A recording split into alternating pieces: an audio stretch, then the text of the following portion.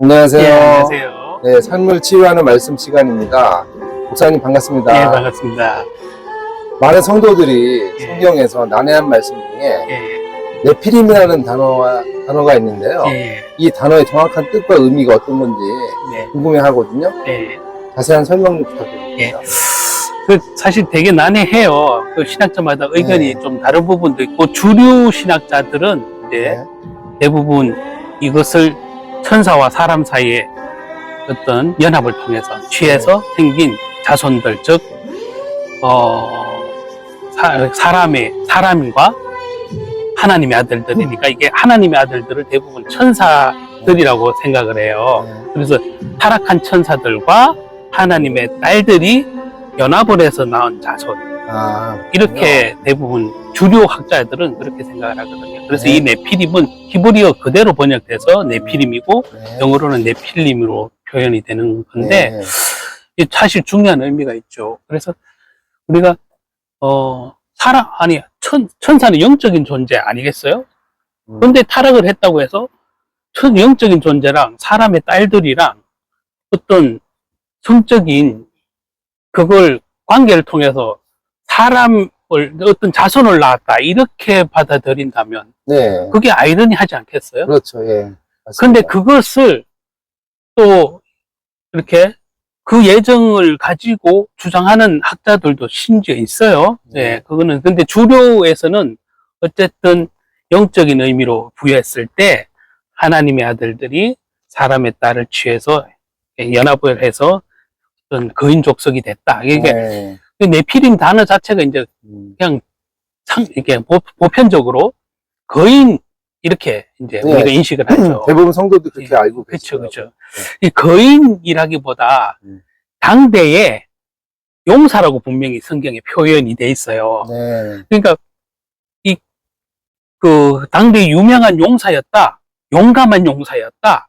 용감한 용사가 거인일 수도 있잖아요. 네. 단지 뭐 보통의 사람과 뭐 키가 신장이 같거나 그럴 수도 있지만 여기에서는 분명히 거인이다.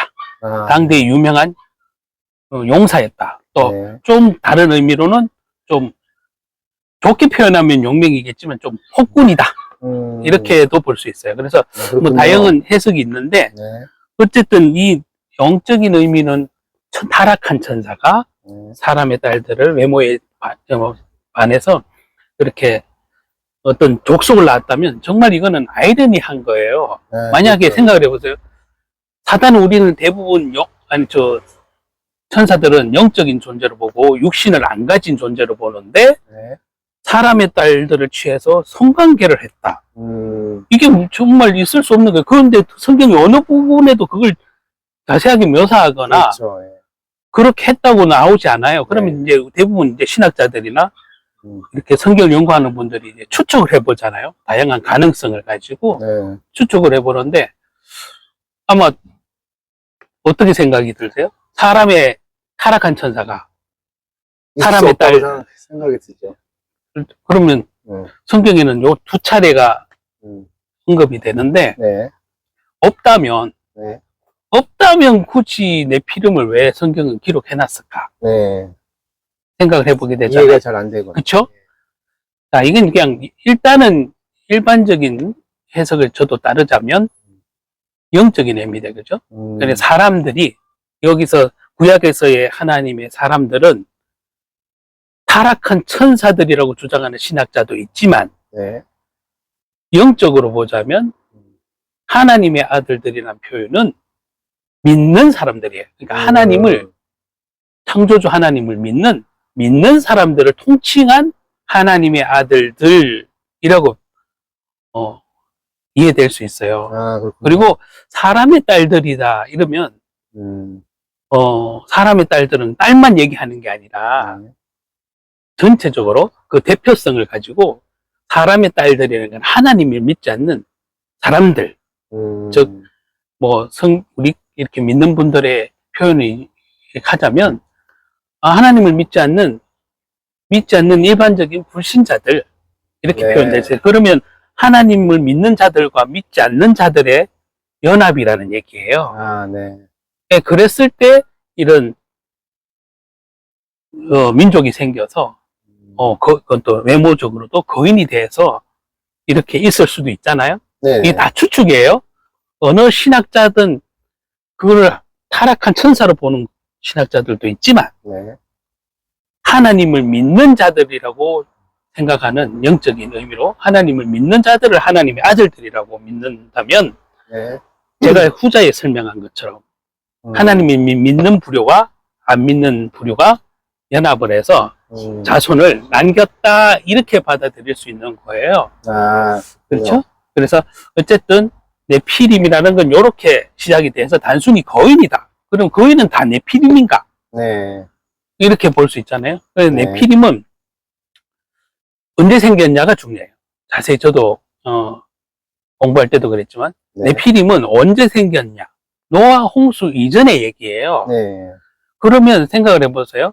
자, 이 타락한 선사가 실제 사람의 딸들을 그 외모에 취해서 연합을 해서 자손을 낳았다면, 그것을 그 반신반인이잖아요. 그렇죠. 그 주장에 의하면. 네. 반신이고, 한쪽은 신이고, 한쪽은 사람의 피잖아요. 그렇죠. 네. 그런 부류가 생겨갖고, 외모가 거인이었고, 당대의 용맹한 군사였다, 이렇게 표현한다면, 네. 그러면 노아의 홍수 때 이들은 탔을까요, 안 탔을까요? 못했죠.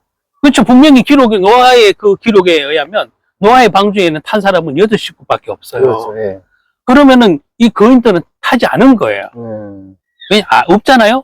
네. 그러면 네피림은 왜 있었냐 하면, 방주가 왜 만들어지겠냐면, 이 네피림 시대를 벌하기 위해서 하나님이 심판의 의미로 인류를, 이 네피림을 끊기 위해서 하나님이 노아에게 방주를 만들어라고 하신 거거든요. 아, 굉장히 중요한 사건이네요. 예, 그쵸? 네. 중요한 거예요, 사실은. 네. 두 번밖에 등장은 안 하지만 굉장히 중요해서, 이 방주에 타지 않는 이유는 이 네피림을 하나님이 심판하기 위해서 한 거니까 방주에 탈 수가 없죠. 네. 예. 그러면 이제 방주가 일어났어요. 그리고 방주 이후에는 네피림이 있을까요, 없을까요? 방금 말한 대로. 없는 게 당연하겠죠. 네. 상식적이죠. 네. 그럼 없는데, 신기하게도 노아 방주 이후에 네피림이 등장을 해요. 아, 노아 방주 이후에 예. 네피림 등장. 근데 분명히 방주에 안 탔는데 네. 그 후손들이 어떻게 생겼단 말이야. 어떻게 생겼어요? 어떻게 생겼을까요? 네. 그러면 노아의 방주에 탔던 노아 식구 중에, 그것도 여자 중에 그런 유전적인 기질이 있어서 네피림이 씨가 생겼단 말인가? 또 이렇게 추측을 해볼 수 있잖아요. 네. 그게 아니에요. 네. 분명히 노아의 가족을 태울 때는 이 네피림 시대를 끝내기 위해서 방주를 그렇죠. 예. 만들었단 말이에요. 네. 근데 하나님이 실수했을까요?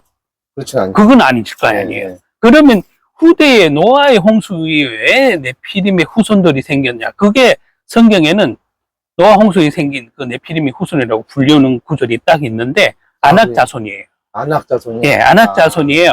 이 아낙이라는 단어의 그 원래 의미는, 아낙이란 게 목이 길다는 뜻이에요. 그래서 거인으로 이렇게 인식이 되죠. 그래서 아낙 자손이 네피림 시대, 그 노아의 홍수 이후에 등장한 자손인들이에요. 네. 그럼 이게 아이러니가 생기잖아요. 방주에서는 분명히 안 탔는데 노아 그렇죠. 홍수 이후에 또 네피림의 후손이라고 불릴 만한 사람들이 족속이 생겼는데, 이게 아낙 자손이야. 예. 네피림의 후손으로 표현되는 아낙 자손이 있어요. 네. 그래서 이 아낙 자손은, 그 아낙이라는 뜻이 목이 긴 자예요. 그래서 아낙이라는 뜻이 목이 길다. 목이 길다. 아, 그러면. 그러니까 목이 길다는 의미는 음. 당연히 키가 크다, 거인을 말하는. 거인이다, 아. 이렇게 표현될 수 예. 있겠죠. 그래서 노아 홍수 이전에 멸했는데 갑자기 또 등장을 한 거잖아요. 네. 그럼 하나님이 이 방주의 심판은 실패한 건가? 그건 또 웃기잖아요. 그렇죠. 아이러니한 거예요. 네. 이게 이제 그래서 난해한 거예요. 아, 그러면 심판을 했는데 다시 후손으로 등장한 이 아낙 자손은 또 뭘까? 그러면 새롭게 등장한가?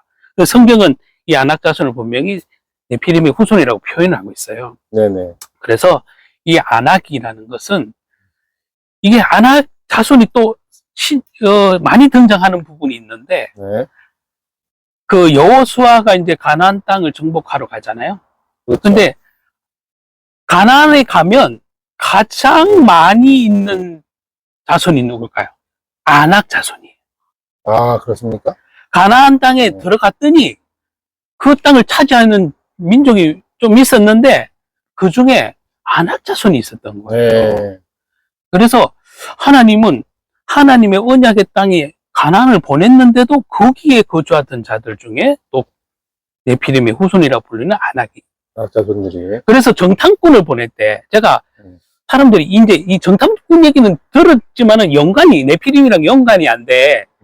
이게 보면 네피림과 안악 가나안 땅 정탐꾼 얘기가 연결이 잘 안 되더라고요. 그렇죠. 연결이 잘 네. 안 되는 것 같고. 그게 왜 그러냐면 네. 정탐꾼을 보냈더니 10명이 부정적인 얘기했다는 건 대부분 교회 다닌 분들, 성경을 읽은 분들은 알잖아요. 네, 그래서 알겠습니다. 10명이 부정적인 얘기를 할 때 뭐라고 하냐면 그들은 엄청 크고 우리는 그래서 메뚜기 같다는 표현을 쓰잖아요. 그렇죠. 그러니까 그들이 네. 거인 같으니까 우리 이스라엘은 유대 민족은 메뚜기 같다 이런 표현을 쓰는 거예요. 네, 그랬었죠. 그래서 정탐꾼을 보낸 그 시점과 네피림은 연관이 있는 거예요. 아, 그렇습니다. 그렇죠. 자, 그런데 어쨌든 뭐 이걸 얘기하려면 사실은 설교 1시간 해도 부족해요. 제가 조금 이제 정리를 하자면 네. 네피림은 어떤 천사가 사람이 육신이 어떤 그 몸을 취해서 생긴 자손이라고 보기에는 어렵고요. 네.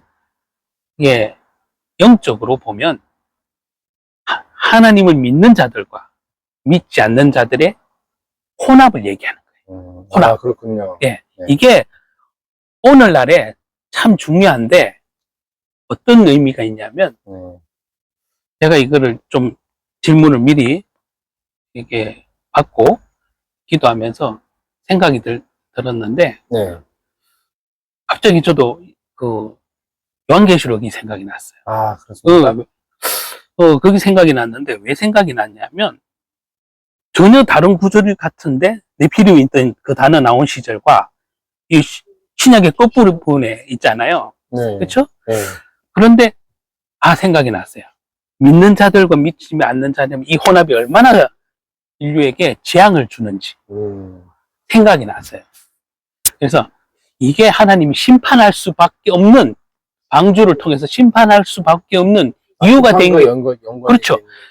방주 사건이 일어난 계기가 네피림을 심판하기 위함이에요. 네. 그 네피림 시대는 어떤 일이 있었다면 믿는 자들과 믿지 않는 자들이 연합을 하고 화합을 해서 우상을 섬기고 특히 음란에 빠지고 이런 것들 때문에 하나님이 그토록 존귀하게 창조했던 인류를 물로 심판하기로 작정한 내용과 연관이 되기 때문에 네피림은 사실 2번밖에 등장은 안 하지만 굉장히 인류에게 중요한 사건이에요. 되게 목사님 말씀 듣고 보니까 굉장히 중요한 사건이었네요. 예, 그런데요.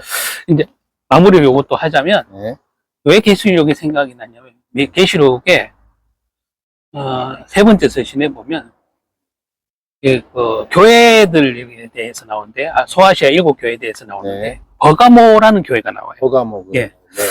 버가모 교회가 있잖아요. 칭찬과 경고를 동시에 받은 교회예요. 네. 칭찬도 받고 경고도 받았어요. 네. 그 칭찬은 뭐를 칭찬을 하셨냐면 고난과 핍박 속에서도 믿음을 지켰다. 버가모 교회가. 네. 이 버가모 교회가 어떤 도시였냐면 터키인데요. 지금의 터키예요. 튀르키예죠. 예. 튀르키에 있는 도시 이름이에요. 네. 거기에 있던 교회 이름인데 거기가 당연히 하나님을 믿지 않는 지역이었고 사탄의 왕좌로 불릴 만한 그런 우상이 덕실덕실한 그런 도시란 말이에요. 그런 도시에 교회가 세워졌는데 얼마나 핍박이 심했겠어요. 고난이 심했겠어요. 그 속에서도 버가모 교회는 믿음을 지켰다고 계시록에 기록을 해놨어요. 그걸 칭찬한 거예요. 네. 그런데 참 웃긴 게 믿음을 잘 지켰는데 그럼 무슨 경고냐? 이게 내부적인 문제예요. 어떤 경우? 외부적인 그 핍박과 고난은 잘 이겼는데 믿음으로 내부적으로 문제가 생겨서 경고를 받은 건데 무슨 경고냐? 혼합주의야. 혼합주의. 혼합주의? 예, 네. 혼합이 됐다는 거예요. 믿지 않는 사들과 혼합이 되다 보니까 믿음을 지킨다고는 지켰는데 내부에서 이단 교리들이 막 생기고 네. 이단 교리를 믿고 추종하는 세력이 생기고 혼합주의면은 지금 네피림과 연결되는 거 아닌가요? 그렇죠. 아, 그러니까 네. 믿는 사람과 믿지 않는 사람들이 화합이라는 그 이유로 네. 아니면 연합이라는 이유로 교묘하게 이단 사상이 들어오고 아, 교묘하게 음란이 교회 안에 들어오고 그랬어요. 네. 그래서 이 버가모 교회도 네피림 시대처럼 돼버린 거예요. 그러니까 교리적으로 이단에 빠지고 교회 안에서 우상을 또 섬겨요. 아, 그렇군요. 이 발람이라는 교회에 그 우상을 섬기고 네. 또 왜 그 문화적으로는 네. 믿음을 지킨 것 같지만 교회 안에 그 우상을 섬기던 그 문화가 들어와서 막 음란이 특히 네. 굉장히 있었더래서 버가모 교회는 음. 외부의 공격은 믿음으로 차단하고 이렇게 버텨냈는데 네. 내부적으로 이단 교리가 막 생기고 그거를 허용하고 심지어 네. 음란을 교회 안에서도 허용을 하고 왜 허용을 했냐면 네. 예수 믿으면 끝나는 거다. 죄사함, 완전한 죄사함을 받는 거다. 그러면 끝났으니까 어떻게 하면 그게 은혜에 보답하기 위해서 살아야 되는데 이 거꾸로 예? 그거에 대한 감사를 거꾸로 그 은혜를 거꾸로 네. 자기의 육체를 마음대로 사용하는 데 썼어요. 네. 방종이 되죠.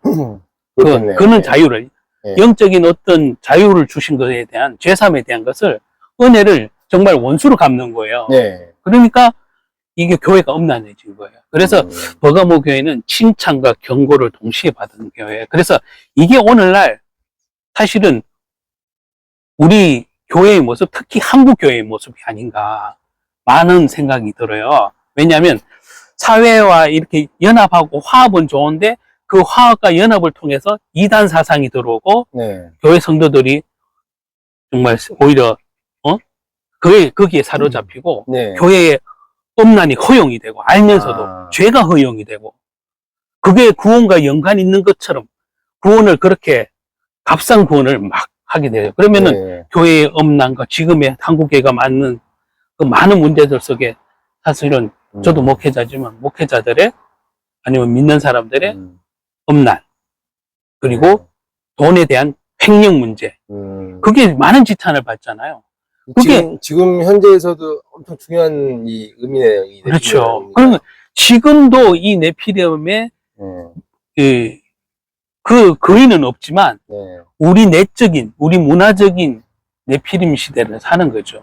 그러니까 이 화합이라는 이름으로 교회 내부에서 이게 허용이 되고 죄가 허용이 되고 도덕감이 떨어지고 네. 불신자보다 어떤 면에서는 더 거룩하게 지낼 성도들이 네. 죄사함 받았다는 그걸 빌미로 방종을 하니까 그렇겠네. 예. 그냥 마구 사는 거예요. 마구. 예. 이게 사실은 예수님 사후에 초대교회도 사실 영지주의라는 게 있었는데 그 영지주의 영향이 그대로인 거예요. 지금도. 네. 그래서 영은 구원받았고 육신은 막 내 맘대로 살아도 어차피 구원받는다. 그러면 어떻게 되겠어요? 막 살아요. 죄를 막 지어도 죄책감이 없어요. 네. 이 한국 교회가 심지어 목회자들이 그런 일을 저지르고도 죄책감 없는 게 왜 그랬어요? 나 최근에 어떤 교단의 큰 사건을 보면서 네. 공고 반성 회개문 하나 본 적이 없어요. 네. 온 언론이 떠들었는데도 네. 참 그걸 보면 안타까운 일이죠. 지금도 네피림은 교회 안에도 일어나고 있고 네. 교회 밖에도 일어나고 있는 예. 목사님 말씀 들어보니까 진짜 중요한 단어네요. 예, 그렇죠. 자, 그러면은 그 네피림이 예. 지금까지 말씀하셨는데 예. 우리 신앙생활 속에서 어떤 영향을 미치는지. 그 신앙생활 속에 미치는 영향은 다분한데 이걸 자칫 말을 또 잘못하거나 네. 또 혹시 제가 설명하다가 실수를 하게 되면 저 사람 이단 아닌가? 또 이렇게 여기는 분도 있을 거예요. 네. 그러나 잘 생각해 보세요. 근데 딱히 어렵지 않아요. 네. 기준이 정확하고 말씀에 근거하면 어렵지 않은 거는 생각을 해보세요. 말씀이 기준이 됩니다. 예, 그렇죠. 그러니까 뭐는 신학자의 의견이 분분할 수 있고 있는데, 저도 목회를 공부하고 또 지금까지 목회하면서 모든 신학자들의 말이 맞는 게 아니고 그것도 주류의 말이 다 맞는 건 아닌 거예요. 그렇겠죠. 예. 근데 대다수가 그거를 만약에 옹호한다고 해서 그게 복음적이다. 그거를 다른 거를 주장하면 다 나쁘다. 이렇게 볼 수 없는 거더라고요. 지금 이것도 네피림도 약간 신앙적인, 아까 견해가 차이가 있다 그랬잖아요. 네. 그런데 이 네피림이 그럼 우리 신앙 생활에 네. 무슨 연관이 있고 우리 삶에 어떤 영향이 있을까 그게 중요한 거예요. 생각을 해봐야 네. 되잖아요. 어렵지 않은 것은 사단의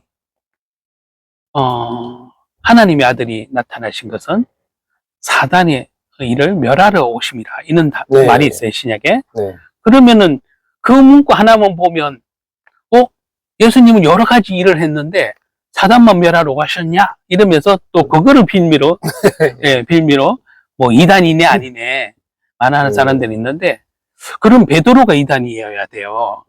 예?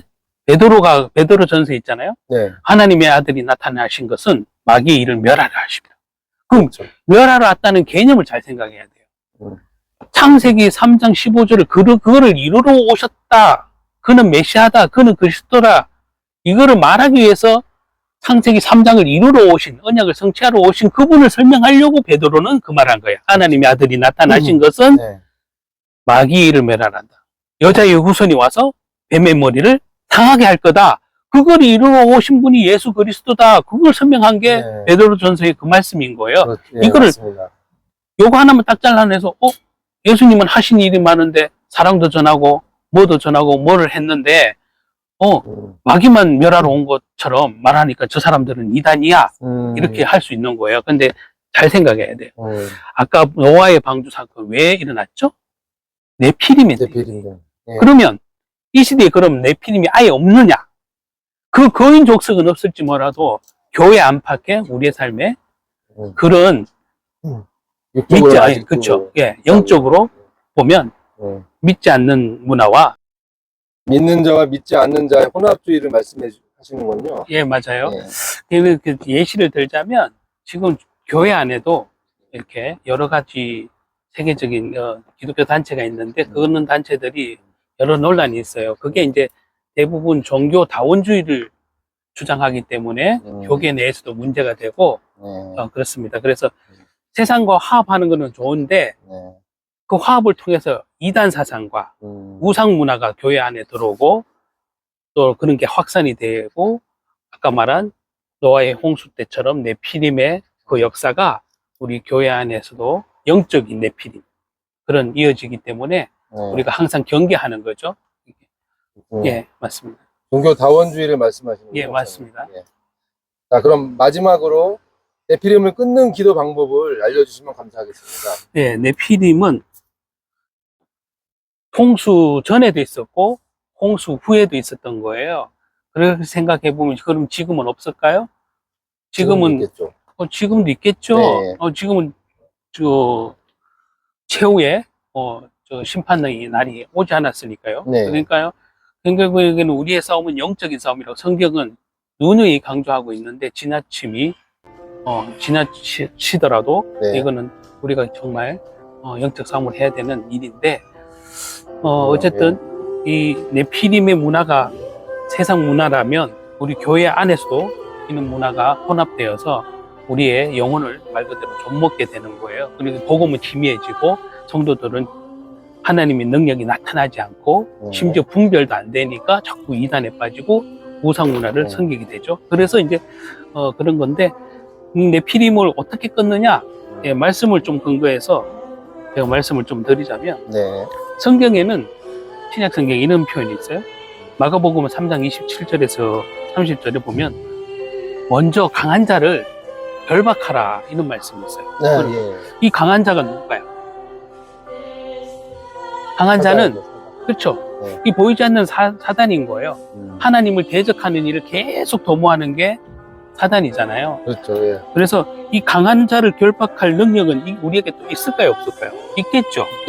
그리스도의 이름으로 우리는 기도를 할 때 예수님의 권세를 정말 이 사단이 결박되는 은혜가 있어요. 그런 아멘. 능력이 있습니다. 그래서 사람이 먼저 강한 자를 결박하지 않고는 그 강한 자의 집에 들어가 세간을 넉탈하지 못하리니 결박 후에야 그 집을 넉탈하리니, 이렇게 성경이 분명히 네. 말하고 있어요. 맞습니다. 자, 그러면 내가 진실로 너에게 이르노니, 무릇 해방하는 것, 성령을 해방하는 것은 사하심을 받지 못한다고 되어 있어요. 네. 그래서 우리가 성령을 해방하는 일이 뭘까요? 주님의 뜻대로 순종하지 않는 거예요. 그리고 맞습니다. 성경을 성경대로 받아들이지 못하고 자꾸 세상 문화와 이 혼합되는 거예요. 결국에는 맞습니다. 누구든지 성령을 해방하는 자는 사하심을 받지 못한다고 되어 있어요.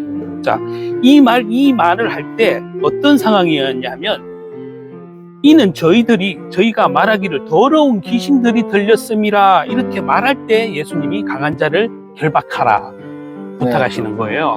그래서 우리의 영적 싸움은 강한 자를 결박하는 데서 시작이 되고, 승리도 거기에 승패가 좌우가 돼요. 그래서 먼저 믿었던, 또 지금 믿지 않는 자든 이 사단은 역사하는데, 특히 믿는 자에게 강력하게 더 믿는 자들의 믿음을 시험하고 떨어뜨리고 넘어뜨리기 위해서 이 사단이 어떤 그게 문화든 이단 사상이든 음란이든 어떠한 도구를 써서라도 믿는 자를 넘어뜨리려는 이 네피림을 반드시 역사할 텐데, 우리는 끊어야 돼요. 이게 가정 안에서도 있을 것이고, 교회 안에 있을 것이고, 우리 사회 안에 있을 것이고.